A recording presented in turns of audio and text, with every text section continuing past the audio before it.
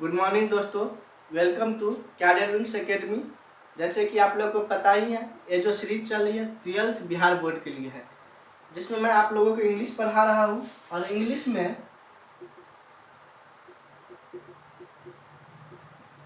इससे पहले 4 क्लास हो चुकी है।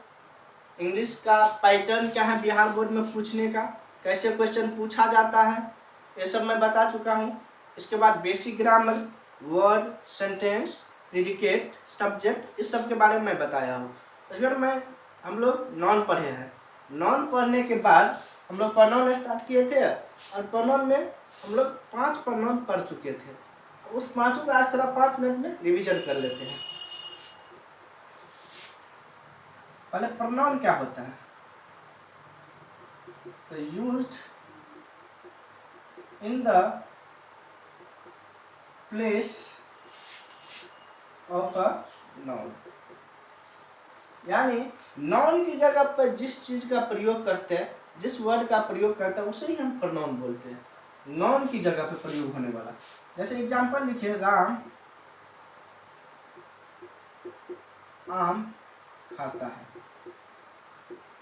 राम आम खाता है, तो यहाँ पे राम क्या है? नाम है। आम भी क्या है? नाम है। नाम है तो नाउन है, यानी राम क्या चीज का नाम है? आदमी का नाम है।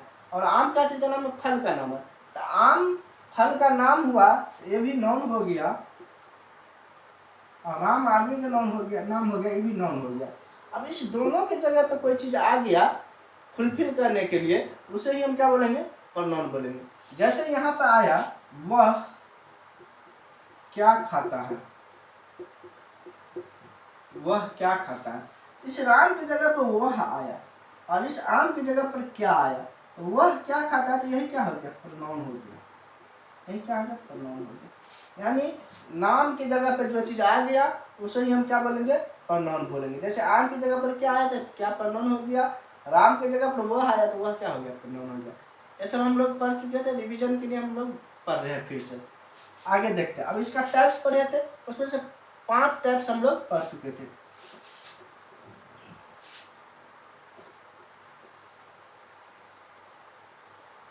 पहला जो पढ़े थे हम लोग, पर्सनल प्रोनाउन पढ़े थे।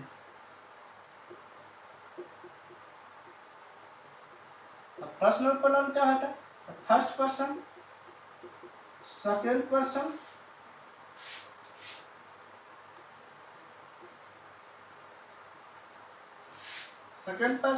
And third person. इसको हम क्या बोलते हैं? पर्सनल प्रोनाउन बोलते हैं। जैसे ही,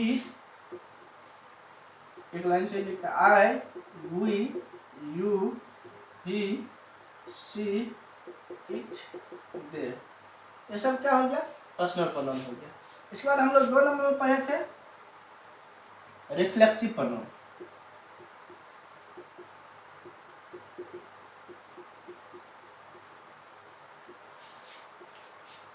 रिफ्लेक्सिव प्रोनाउन, तो रिफ्लेक्सिव प्रोनाउन के बारे में बताए थे।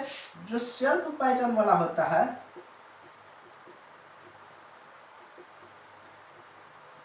सेल्फ पैटर्न वाला, उसे ही हम क्या बोलते हैं? रिफ्लेक्सिव प्रोनाउन बोलते हैं। जैसे इसमें एग्जांपल क्या था? I love my self. जैसे लिखिए, अब इसमें 3 नंबर, दोनों के एक साथ समझाएंगे। एम्फेटिक प्रोनाउन,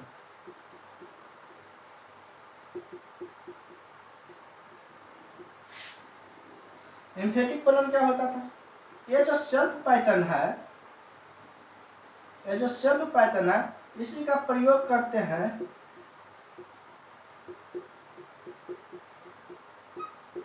जोर डालने के लिए। सेल्फ पैटर्न, यहाँ पे जो सेल्फ पैटर्न है, ये हो गया रिफ्लेक्सिव प्रोनाउन। यहाँ पे जो यूज किया, जैसे लिखिए, I myself go there, went there लिखते हैं, went there. I myself went there, यहाँ हो गया एम्फेटिक प्रोनाउन।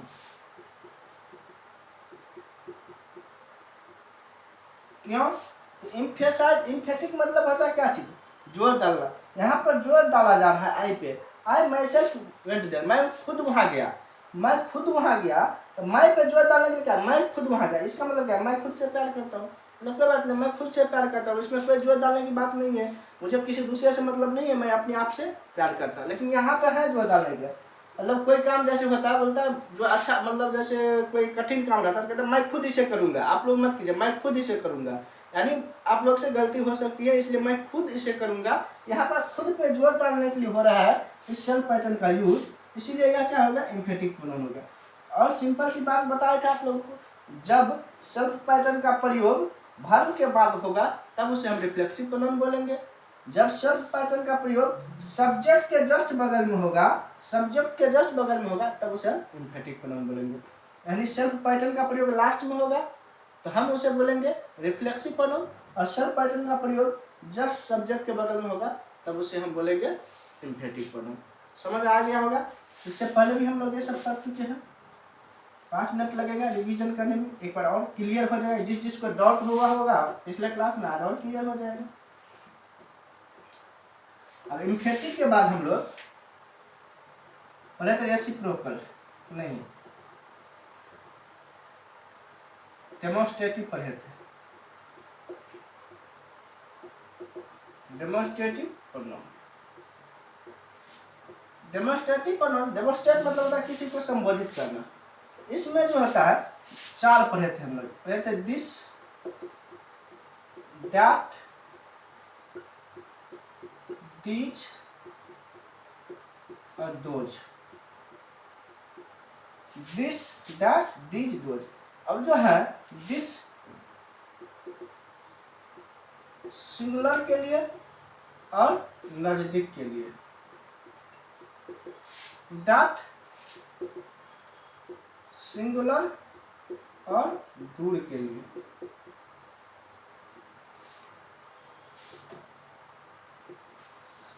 दीज जो है ये क्या हुआ, प्लुरल, नजदीक, और दोज, दोज भी प्लुरल के लिए, लेकिन यह दूर के लिए।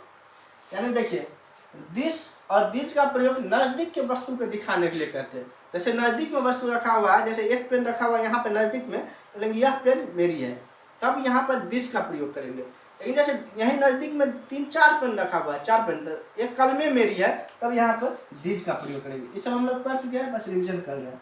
डैट का प्रयोग दूर के लिए, जैसे बहुत दूर में एक सामान रखा हुआ है, यहाँ से दिख रहा है, जैसे यहाँ पंखा रखा हुआ है तो यहाँ क्या बोलेंगे, एक पंखा है तो बोलेंगे यह वह पंखा मेरा है, तो वहाँ पर डैट का प्रयोग करेंगे। एक से अधिक रहेगा दूर में तो वहाँ पर दोज का प्रयोग करेंगे। मतलब दिस और दिस का प्रयोग करेंगे नजदीक के लिए, और डैट और दोज का प्रयोग करेंगे दूरी के लिए। एक वस्तु रहेगा तो दिस का और डैट का, और एक से अधिक वस्तु रहेगा तो दीज और दोज का। ये सब हम लोग पढ़ चुके थे। अब जो है 5वां इंट्रोगेटिव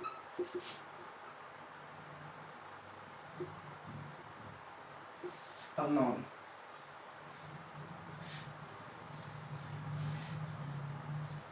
आस्क क्वेश्चन, यानी क्वेश्चन पूछने के लिए जिस प्रोनाउन का यूज करेंगे उसे ही हम क्या बोलेंगे, इंट्रोगेटिव प्रोनाउन। जैसे लिखिए आपका नाम क्या है, इंग्लिश में लिखते,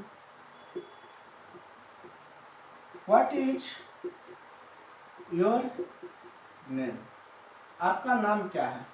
आपका नाम क्या है, यहाँ पर प्रश्न पूछने के लिए व्हाट का यूज कर रहे हैं, यही क्या हो गया, इंट्रोगेटिव प्रोनाउन।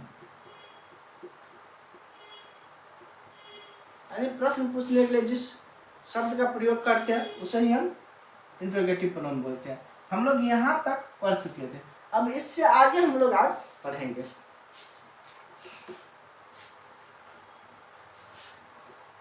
जो आज फर्स्ट क्लास देख रहे होंगे वो पहले जाके पिछले क्लास देखिए, तब समझ में आएगा। जो लोग इस क्लास को पहले देखे होंगे आज और अच्छा से समझ में आया होगा। अब हम लोग 6ठा देखते हैं, इंडेफिनिट प्रोनाउन।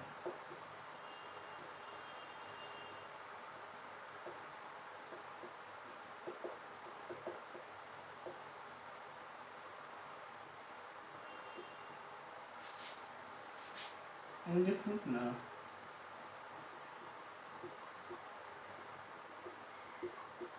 Indefinite pronoun. अब इंडेफिनिट मतलब ही होता है अनिश्चित, मतलब जो निश्चित नहीं है, तो जो निश्चित नहीं है तो उसे ही हम इंडेफिनिट प्रोनाउन बोलेंगे। जैसे हम प्रयोग कर रहे हैं ऑल का, ऑल मतलब होता है सभी, लेकिन सभी में कोई चीज निश्चित नहीं है। अब जैसे बोलेंगे सभी लोग खा लीजिए, अब सभी लोग में कौन सा सभी लोग है, निश्चित नहीं है। जैसे अब यहाँ 10 लोग बैठा हुआ है और इसमें से हम बोले कुछ लोग खा लीजिए, तो कुछ लोग में कौन सा कुछ लोग, अब 10 में से सबको तो मतलब निश्चित नहीं पता चलेगा हम जाए खाने की, हम जाए खाने, तो इस 10 में से अनिश्चितता है, उसमें अनिश्चित बात की बात बोध हो रही है, उसे ही हम क्या बोलेंगे, अनिश्चित वाचक सर्वनाम बोलेंगे। इसमें जैसे लिखे सम हो गया, ऑल हो गया, एनी हो गया, जैसे एनी हो गया, समथिंग हो गया, इस सब में जो है निश्चित की बोध नहीं हो रहा है।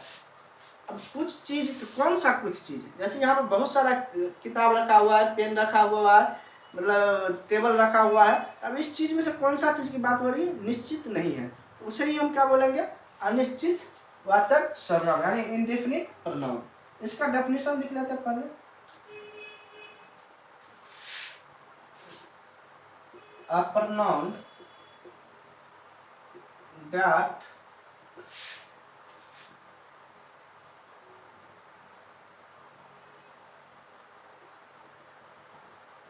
refers to the persons or things in a general way. A pronoun that refers to the persons or things in a general way, मतलब उसमें कोई निश्चित नहीं है, पार्टिकुलर नहीं है। पार्टिकुलर कहने का मतलब क्या हो गया, तो मतलब जैसे हम बोले राम आप खा लीजिए, तो यहाँ पार्टिकुलर हो गया, लेकिन राम नहीं कह करके जैसे यहाँ 10-15 लोग बैठा हुआ है, लेकिन कुछ लोग खा लीजिए, तो कुछ लोग खा लीजिए तो उसमें पता नहीं चल रहा है, वही हो जाएगा क्या चीज, इंडेफिनिट प्रोनाउन, निश्चित नहीं है इसमें। जैसे इसका एग्जाम्पल लिखेंगे हम,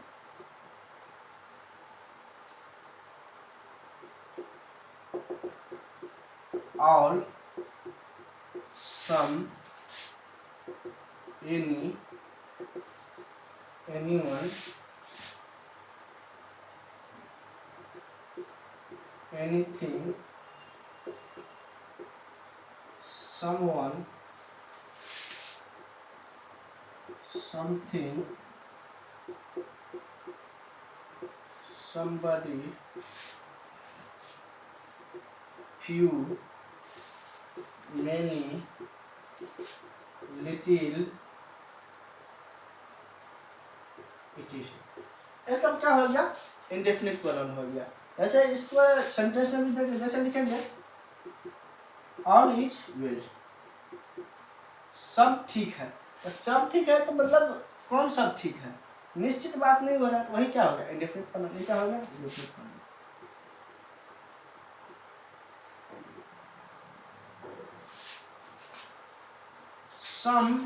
समथिंग इज रॉन्ग, जैसे बोलते हैं समथिंग इज रॉन्ग, यहाँ पे समथिंग क्या हो गया, ये हो गया इंडेफिनिट प्रोनाउन।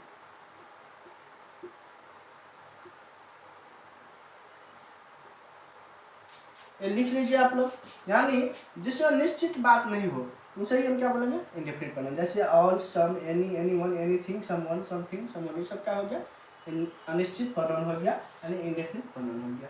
अगला देखते हैं, स्क्रीनशॉट ले लीजिए आप लोग या लिख लीजिए।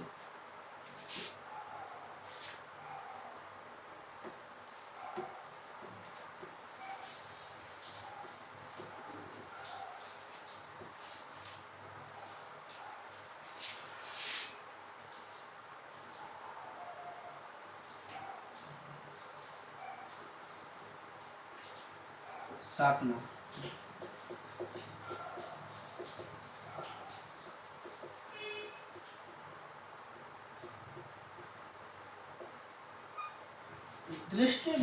डिस्ट्रीब्यूटिव प्रोनाउन, डिस्ट्रीब्यूटिव प्रोनाउन यानी डिस्ट्रीब्यूट करना, मतलब जैसे कोई सामान लाते हैं घर में, क्या बोलते हैं, सभी को एक एक दे दो, प्रत्येक को एक एक दे दो, यानी डिस्ट्रीब्यूट करता है। तो उसे ही हम डिस्ट्रीब्यूटिव प्रोनाउन करें। जैसे 5 टॉफी लाया, 5 लड़का है तो क्या करेंगे, प्रत्येक को एक एक टॉफी दे दो, प्रत्येक को जैसे 10 लाए तो 2 टॉफी दे दो। तो उस तरह के प्रोनाउन को हम बोलेंगे डिस्ट्रीब्यूटिव प्रोनाउन। इसमें जो है आप लोग को पढ़ना है एग्जाम्पल में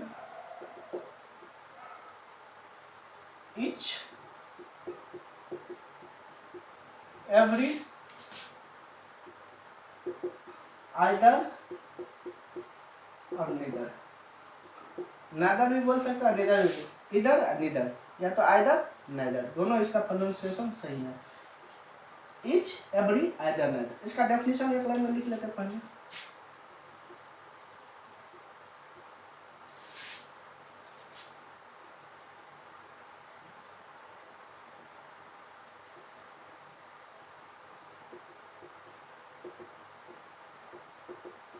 A distributive pronoun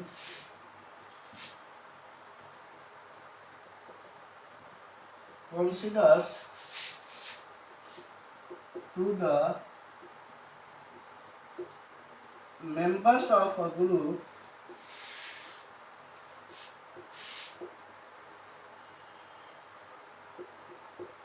separately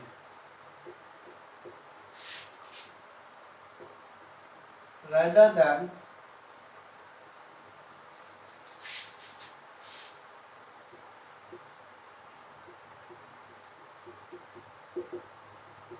collectively. मतलब ग्रुप होगा, जैसे 5-6 लोग का ग्रुप है, उसमें कलेक्ट मतलब एक साथ ही नहीं देकर तो उसको क्या बोलेंगे, एक एक दीजिए, सबको बराबर में 5 दीजिए, उसे ही हम क्या बोलेंगे डिस्ट्रीब्यूटिव प्रोनाउन। जैसे इच मतलब क्या होता है प्रत्येक, एवरी मतलब क्या होता है प्रत्येक, आइदर मतलब भी प्रत्येक होता है, नाइदर मतलब। तो अब देखिए इच मतलब भी प्रत्येक होता है, अब इच का प्रयोग हम कहाँ करेंगे। इच का हिंदी मीनिंग जो होता है इसका 2 में से प्रत्येक होता है, 2 में से प्रत्येक। लेकिन एवरी का प्रयोग होता है 3 में से प्रत्येक।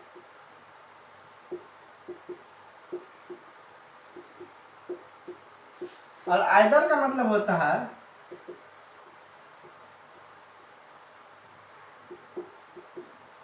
2 में से कोई एक। और नीदर का होता है, नीदर को होता है दोनों में से कोई नहीं। यानी जब 2 के लिए प्रयोग करना होगा इसका प्रयोग करेंगे, और जो जब 3 या 3 से अधिक के लिए प्रयोग करना होगा तो एवरी का प्रयोग करेंगे। और आइदर जब 2 में से किसी एक को देना रहेगा तो आइदर का, और 2 में से किसी को भी नहीं देना रहेगा तो किसका, नीदर का।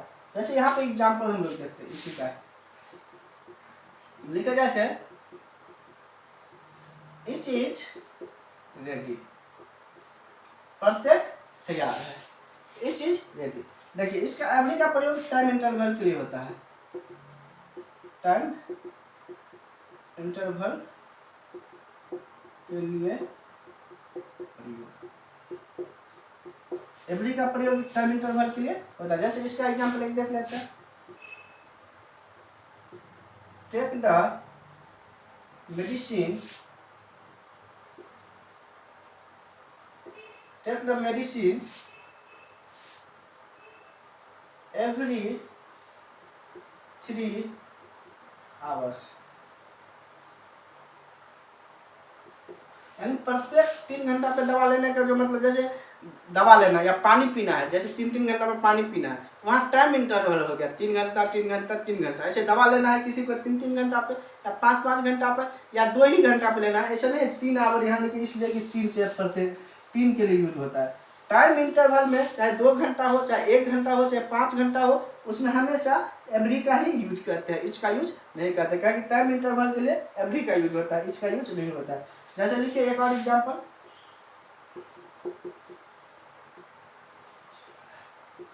either of 2 boy is intelligent।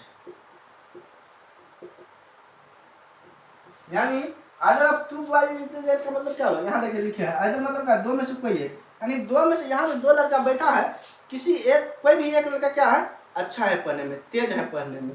मतलब जैसे मैं पढ़ा रहा हूँ और कोई दूसरा टीचर आ गया यहाँ पर और बोले सर यहाँ 2 बच्चा है, देखिए इसमें से कोई एक तेज है एक तेज नहीं है, तो उसमें हम क्या करेंगे, either of two boys is intelligent. जैसे लिखे neither of two girls is intelligent, यहाँ लिखे neither of two girls is intelligent. तो यहाँ पर नाइदर ऑफ टू गर्ल्स मतलब देखिए नाइदर मतलब क्या, दोनों में से कोई नहीं, यानी यहाँ जो 2 लड़की बैठी हुई है ना, इसमें से कोई भी तेज नहीं है। जैसे यहाँ 2 लड़का बैठा हुआ है या 2 लड़की बैठी हुई है, बोलेंगे इसमें से कोई भी तेज नहीं है, तब क्या बोलेंगे, neither of the 2 girls is intelligent. लेकिन जब उसमें बोलेंगे कोई एक, तो either of 2 boys is intelligent. लेकिन जैसे बोलेंगे इसमें 2 जो लड़का बैठा हुआ प्रत्येक सभी तेज है, तो क्या बोलेंगे, ईच इज इंटेलिजेंट, प्रत्येक इस जो है क्या है, तेज है। इतना समझ गए। चलिए अगर आप लोगों को इतना डिटेल में पढ़ना नहीं, यदि इस टॉपिक को पढ़ेंगे तो बहुत ज़्यादा डिटेल में चले जाएंगे, इसलिए शॉर्ट में ही हम लोग सब कुछ लगभग पढ़ लिया है। क्योंकि प्रोनाउन से लगभग क्वेश्चन नहीं के बराबर ही आता है, 1-2 क्वेश्चन आएगा तो वो भी क्या पर्सनल प्रोनाउन से ही आ जाएगा, ही शी इट का प्रयोग, और प्लस में मतलब जो ये लिखे थे ऐसे पॉजेसिव एडजेक्टिव और प्रोनाउन, इससे आएगा। उसमें भी टेंस का प्रयोग कर करके आएगा। जब अब जो है हम लोग इसके बाद जो है एडजेक्टिव पढ़ेंगे, होगा तो वर्ब पढ़ लेंगे और एडवर्ब भी पढ़ लेंगे 2 क्लास में। इसके बाद हम लोग टेंस स्टार्ट कर देंगे, क्योंकि आप लोग का मेनली क्वेश्चन जो आएगा टेंस से आएगा, वॉइस से आएगा, नरेशन से आएगा, मॉडल से आएगा, सब्जेक्ट वर्ब एग्रीमेंट से आएगा, प्रीपोजिशन से आएगा, आर्टिकल से आएगा। ये जो पार्ट्स ऑफ स्पीच है इसके बाद हम लोग पढ़ेंगे। इतना तक आप लोग पढ़ लिए, आज हम बताते हैं आप लोग को। पार्ट्स ऑफ स्पीच में हम लोग पढ़ लिए क्या चीज, नॉन पढ़ लिए, आज प्रोनाउन खत्म हो जाएगा। इसके बाद एडजेक्टिव, वर्ब और एडवर्ब, यानी ये 2 टॉपिक जो है 2 दिन में हम लोग पढ़ लेंगे, 2 या 3 दिन में दोनों टॉपिक को पढ़ लेंगे। इसके बाद प्रीपोजिशन कंजंक्शन बच गया, इंटरजेक्शन तो पूछा ही नहीं जाता, इंटरजेक्शन कुछ है भी नहीं, डेफिनेशन है दिखा देंगे। इसके बाद जो बच गया प्रीपोजिशन और कंजंक्शन, ये अभी हम लोग नहीं पढ़ेंगे, पहले टेंस पढ़ लेंगे तब हम लोग पढ़ेंगे। इससे क्या होगा, कंजंक्शन का मतलब होता है सेंटेंस को जोड़ना, 2 शब्दों को जोड़ना या 2 सेंटेंस को जोड़ना। पहले हम लोग को सेंटेंस फॉर्मेशन आना चाहिए, इसके लिए टेंस जरूरी है। तो टेंस हम लोग पहले पढ़ लेंगे, फिर वॉइस, नरेशन, मॉडल्स, उससे रिलेटेड जितना पढ़ लेंगे, फिर आएंगे हम लोग प्रीपोजिशन और कंजंक्शन पे। प्रीपोजिशन भी जब तक अर्थ समझ में नहीं आएगा तो प्रीपोजिशन बनाने में दिक्कत होगा, तो कंजंक्शन और प्रीपोजिशन जो है हम लोग टेंस के बाद पढ़ेंगे। लेकिन हाँ अभी हम लोग प्रोनाउन खत्म करते हैं, इस पर एडजेक्टिव, वर्ब और एडवर्ब, ये तीनों चीज हम लोग पढ़ेंगे 2-3 क्लास में। तब हम लोग टेंस स्टार्ट करेंगे और टेंस पढ़ने में मन भी लगेगा और उससे क्वेश्चन भी आता है। इस सबसे क्वेश्चन 12th में नहीं आता है। ये लिख लिया, मिटाते हैं इसको।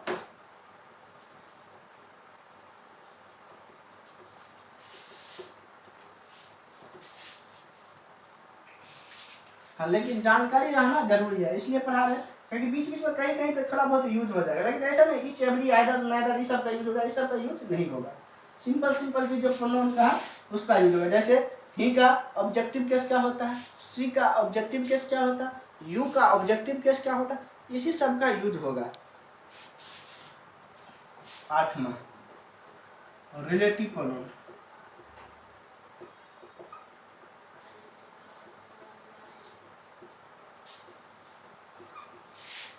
अब रिलेटिव प्रोनाउन जो है, अब देखिए रिलेटिव मतलब क्या होता है, जैसे आप लोग के घर पर गेस्ट आता है तो क्या बोलते हैं, कहते हैं रिलेटिव आ गया, यानी संबंध आ गया, संबंधित लोग आ गए, मतलब हम जानते हैं उसको। ऐसे ही यहाँ पर रिलेटिव मतलब क्या होगा, संबंध दिखाना। यदि जो प्रोनाउन संबंध दिखाने का काम करेगा उससे ही हम क्या बोलेंगे, रिलेटिव प्रोनाउन। पहले इसका डेफिनेशन लिख लेते हैं। A pronoun which joins two sentences and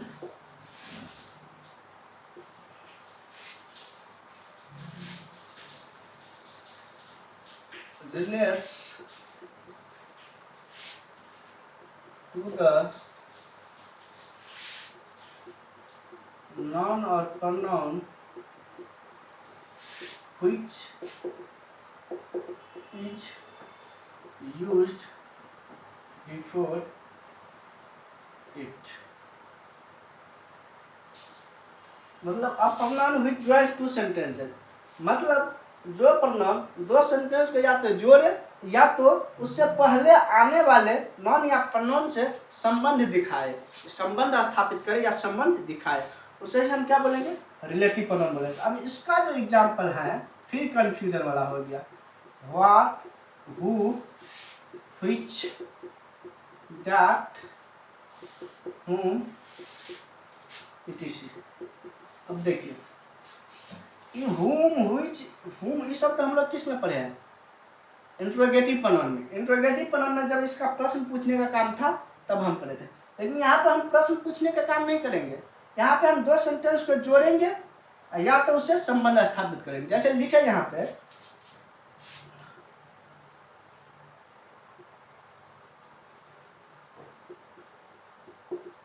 this is the boy who is my best friend. यानी क्या, this is the boy who is my best friend. यानी देखिए यहाँ पे लिखे, एक और लिखते हैं यहाँ पर सेंटेंस साइड में लिखते हैं, ये आप लोग नहीं लिखेगा। What is your name. अभी इससे पहले भी हम लोग जब रिवीजन कर रहे थे तो वहाँ इंट्रोगेटिव में सेंटेंस लिखे थे। यहाँ पर क्या हुआ, इसका आपका नाम क्या है, यहाँ पर प्रश्न पूछने का काम कर रहे हैं, तब यहाँ जो ये व्हाट हो गया ये क्या हो गया, इंट्रोगेटिव प्रोनाउन हो गया।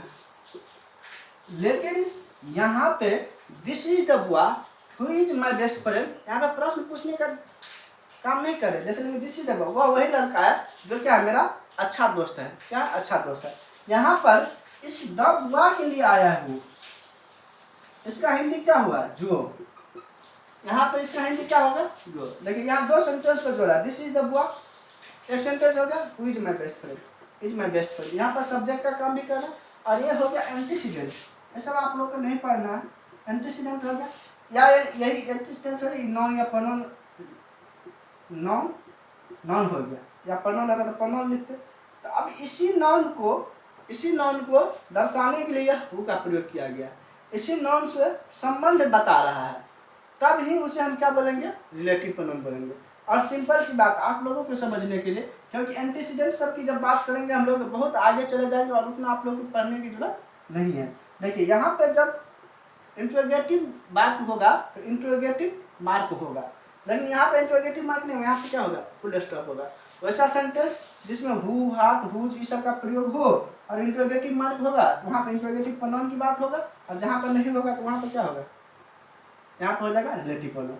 यहाँ पे देखिए, यहाँ पे इसके बाद वर्ब है, लेकिन यहाँ पे इंट्रोगेटिव मार्क है, लेकिन इसके बाद भी वर्ब है, लेकिन यहाँ पे फुल स्टॉप है लास्ट में, ये क्या होगा, रिलेटिव प्रोनाउन। सिंपल सी बात है, जब दो सेंटेंस को जोड़ने की बात होगा तब उसे हम क्या बोलेंगे, रिलेटिव प्रोनाउन बोलेंगे, लेकिन जब प्रश्न पूछने की बात होगा तब उसे क्या बोलेंगे, प्रश्नवाचक या इंट्रोगेटिव प्रोनाउन बोलेंगे। समझ में आ गया। कंफ्यूजन दो चार में है, किस किस में कंफ्यूजन है, एक तो रिफ्लेक्सिव वर्सेस एम्फेटिक,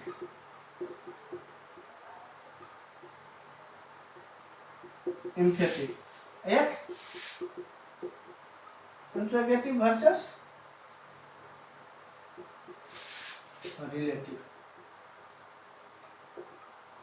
ये दोनों सेम है और ये भी दोनों क्या है, सेम है, लेकिन हम यहाँ पे भी बताए थे रिफ्लेक्सिव में जब वर्ब के बाद यूज होगा सेल्फ पैटर्न तब हो जाएगा रिफ्लेक्सिव प्रोनाउन, और सब्जेक्ट के बाद यूज होगा सेल्फ पैटर्न तो हो जाएगा एम्फेटिक प्रोनाउन। यहाँ पर हम लोग बोले जब प्रश्न पूछने के लिए व्हाट, हुम, व्हिच का प्रयोग होगा तो होगा इंट्रोगेटिव।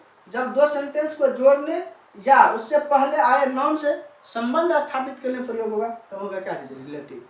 इंट्रोगेटिव प्रोनाउन रहेगा तो लास्ट में क्वेश्चन मार्क रहेगा, रिलेटिव प्रोनाउन रहेगा तो लास्ट में फुल स्टॉप रहेगा। इतना समझ में आ गया। चलिए ठीक है, इसको लिख लीजिए, ये मिटाते हैं हमको। हम बस चार में कंफ्यूजन था, दो पहले और दो, एक तो इंट्रोगेटिव पढ़ाए थे और रिलेटिव पढ़ाए के, दोनों को अलग अलग कर दिए। बस इससे संबंध स्थापित कर रहा है, इससे संबंध स्थापित कर रहा है, वही क्या हो गया, रिलेटिव प्रोनाउन। इसको मिटाते हैं, आगे हम लोग पढ़ते हैं।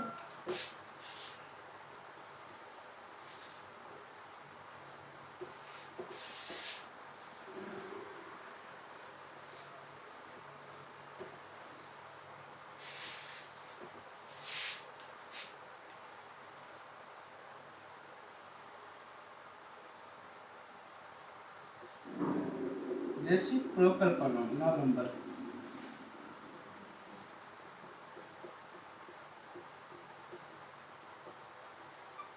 रेसिप्रोकल प्रोनाउन, इसका डेफिनेशन होता है, पहले डेफिनेशन ही लिख लेते हैं। A pronoun which relates two or more persons or things is called reciprocal pronoun. A pronoun which relates two or more things या persons is called reciprocal pronoun. मतलब दो या दो से अधिक वस्तु को जो रिलेट करेगा। इसमें दो ही है एग्जाम्पल।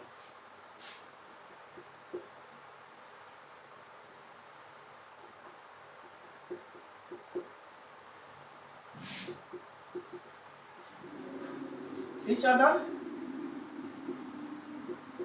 और one another, इसमें दो ही है। अब देखिए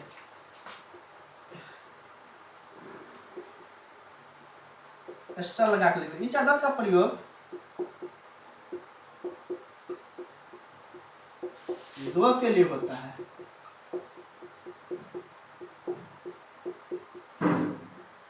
each other का प्रयोग दो के लिए होता है और one another का प्रयोग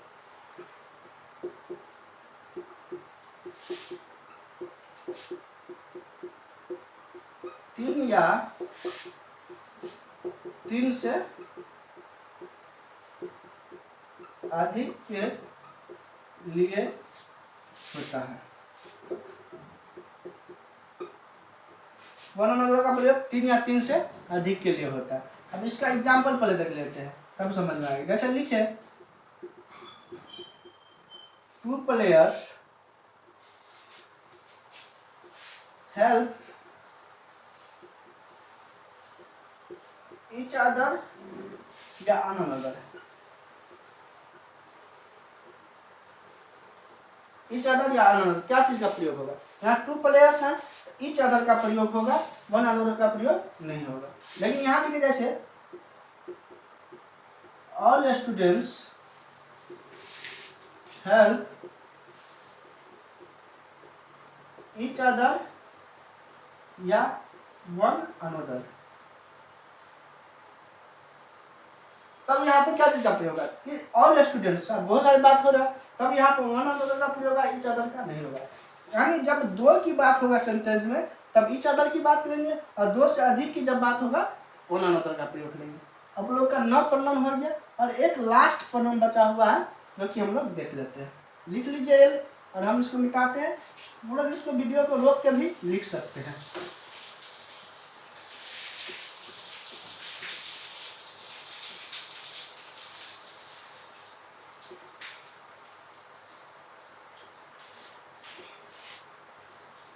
अब लास्ट जो बचा वो बचा positive pronoun 10 number.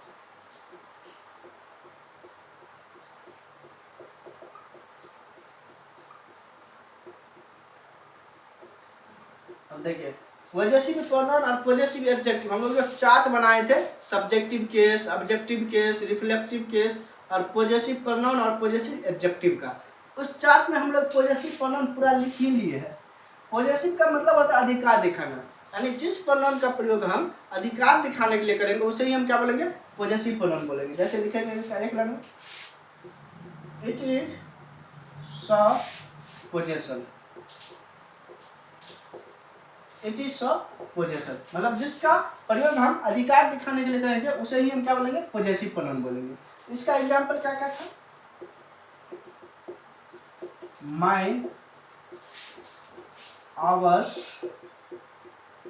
Yours, theirs, hers, पहले ही का लिख लेते हैं, हिच, हर्ष, ये सब था। अब देखिए जिसका प्रयोग हम अधिकार दिखाने के लिए, अधिकार कैसे दिखाएं? जैसे लिखिए एग्जांपल में इसमें यहाँ पर दिस कार इज माइन, मतलब यह गाड़ी मेरी है, यह गाड़ी मेरी है। ये क्या हो गया, अधिकार दिखा रहे गाड़ी पे, इसका माइन का प्रयोग हुआ, यही क्या हो गया एडजेक्टिव, सॉरी यही क्या हो गया पॉजेसिव प्रोनाउन हो गया। ये क्या हो गया पॉजेसिव प्रोनाउन। कैसे लिखे,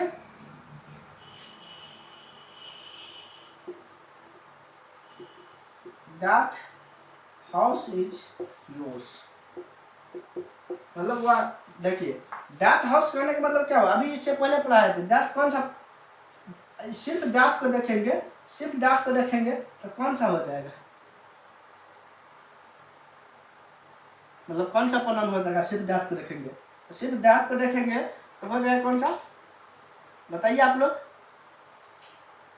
डेमोन्स्ट्रेटिव प्रोनाउन। डेमोन्स्ट्रेटिव मतलब होता है संकेत देना, और संकेत बता रहे हैं, लेकिन यहाँ पर दैट के बाद देखिए, दैट के बाद क्या है, नॉन है, ये हाउस मतलब क्या चीज, नॉन है, तो नॉन है, तो दैट के बाद जब नॉन है तो ये क्या हो गया एडजेक्टिव हो गया। अब ये डेमोन्स्ट्रेटिव एडजेक्टिव हो गया, प्रोनाउन नहीं हुआ। हाँ, इस दैट के बाद यहाँ लिखे, सिर्फ लिखे दैट इज, यहाँ लिख दे योर हाउस, तब ये क्या हो जाएगा, तब ये हो जाएगा प्रोनाउन। देखिए प्रोनाउन के जस्ट बाद यदि नॉन नहीं रहेगा, कोई भी शब्द के बाद डायरेक्ट वर्ब रहेगा तो प्रोनाउन होगा, लेकिन इसके बाद यदि कोई उसके बाद कोई नाउन आ गया तब ये प्रोनाउन नहीं रहा, तब ए एडजेक्टिव हो गया। ये क्या हो गया एडजेक्टिव। हाँ, यहाँ पे लिख दे योर्स, ये हो गया क्या प्रोनाउन। यानी प्रोनाउन हमेशा अकेले आता है, एडजेक्टिव के साथ हमेशा कोई ना कोई नाउन आएगा, एडजेक्टिव कभी भी अकेले नहीं आ सकता। यही क्या होगा पॉजेसिव एडजेक्टिव हो गया। यानी जब एडजेक्टिव आएगा इसके बाद नाउन रहना अनिवार्य है। अब देखिए आप लोग जो एडजेक्टिव में जो प्रोनाउन में पढ़े उसमें 3-4 जो है आप लोग एडजेक्टिव में भी पढ़ेगा। जैसे डेमोन्स्ट्रेटिव एडजेक्टिव यहाँ देख लीजिए, डैट का प्रयोग हुआ, डैट का प्रयोग है, इसके बाद क्या आ गया, बस नाउन आ गया तो क्या हो गया डेमोन्स्ट्रेटिव एडजेक्टिव हो गया। बस इस हाउस को हटा देंगे, इस हाउस को हटा देंगे, दैट इज यहाँ लिख देंगे your house, that is your house, तो यहाँ पर क्या ये हो जाएगा डेमोन्स्ट्रेटिव प्रोनाउन हो जाएगा। समझ में आ रहा है। जब एडजेक्टिव, अब इसके बाद एडजेक्टिव स्टार्ट करेंगे वहाँ पर भी ये चीज हम लोग बताएंगे। डेमोन्स्ट्रेटिव एडजेक्टिव अभी रहने दीजिए इसको, बस इतना जानिए, एस लिख लीजिए। और आपका जो है प्रोनाउन का पूरा क्लास खत्म हो गया। अब इसके बाद हम लोग एडजेक्टिव पढ़ेंगे, तो आज के लिए इतना ही रहने देते हैं और कल हम लोग एडजेक्टिव स्टार्ट करेंगे। तो चलिए, थैंक यू, धन्यवाद। आप लोग इसको लिख लीजिएगा, कॉपी में लिखने से और बार बार रिवीजन करने से आपके दिमाग में रहेगा। वीडियो देखने से कुछ नहीं होगा, वीडियो देखने के बाद रिवीजन भी करना पड़ता है। थैंक यू, धन्यवाद। आज के लिए इतना ही।